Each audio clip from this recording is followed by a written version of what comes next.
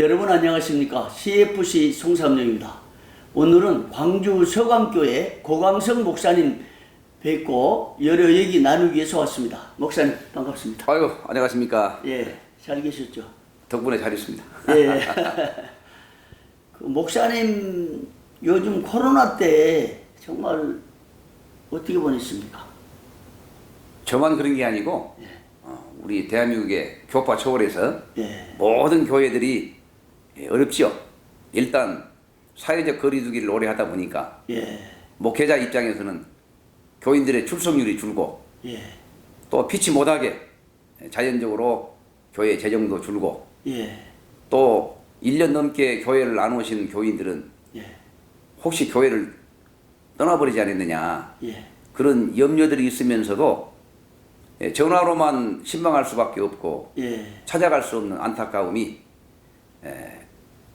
집을 떠난 양을 바라보는 우리 예수님의 심정을 조금이나마 경험할 수 있는 그런 은혜도 있습니다. 예. 어떻게 보면 이 코로나라고 하는 것이요.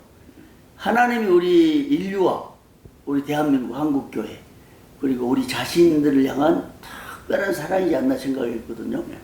이 성경에 보면 종종 전염병이 나오고 각종 그 재앙들이 나오잖아요. 네. 그건 하나님의 음성이었고 하나님의 손길인데 만약에 이런 것이 없이 그냥 왔다고 하면 대한민국 사회가 어떻게 갈지 모르고 한국교회가 어떻게 치달아갈지 모르는데 아주 큰 경종이었던 것 같습니다.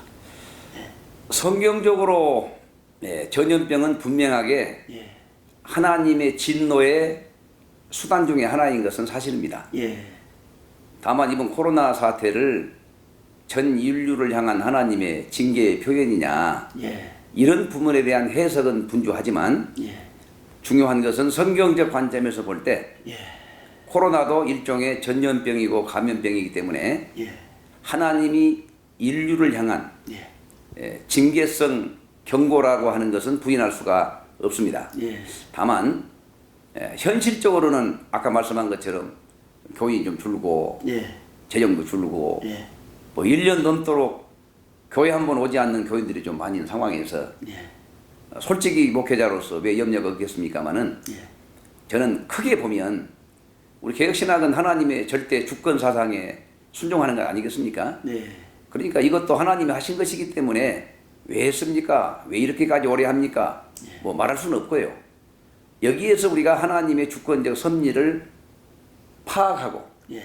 순응하는 것이 진정한 개혁 신앙인이라고 생각을 해요. 예. 그래서 이번 코로나 사태를 통해서 우리 한국교회가 그동안에 앞만 보고 달려왔지 않습니까? 예. 번영신학이나 또 기복신학에 입각해가지고 양적 성장에 추진해 왔는데 예.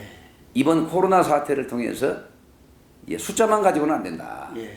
잘 알고 계시겠지만 고대 수학자 피타고라스가 예. 모든 이 본질은 수에서 시작한다 그러면서 예. 언젠가 인간이 숫자라고 하는 신을 섬길 때가 올 것이다. 그렇게 예언했는데 예. 그 맞지 않습니까? 예. 뭐 세상도 마찬가지로 매출을 얼마나 올렸느냐. 예.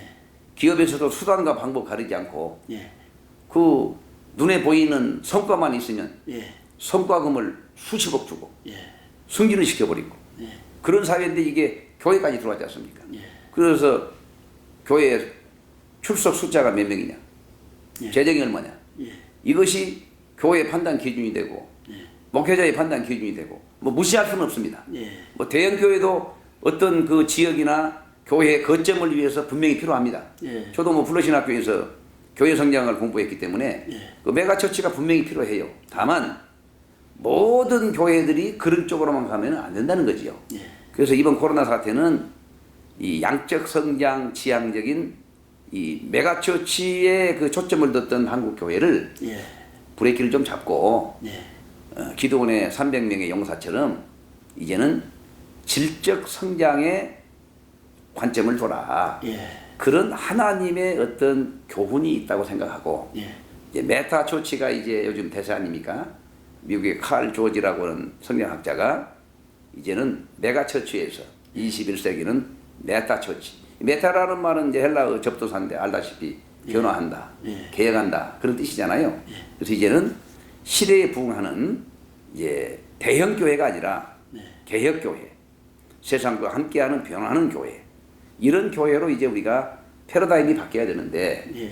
이번 코로나 사태를 통해서 우리 한국 교회가 그렇게 변화되고 또 영적인 이제 슬림화, 구조 조정을 하면 오히려 32,000명의 사람을 다 보내고 300명만 가지고 싸우라 그러지 않습니까? 기도원 시대에. 예. 그런 교회로 이제 변화되면 오히려 코로나 이전보다 예. 한국 교회가 양적으로는 조금 줄어들더라도 내적으로 또 영향력 면에서는 더 확대될 걸로 봐요.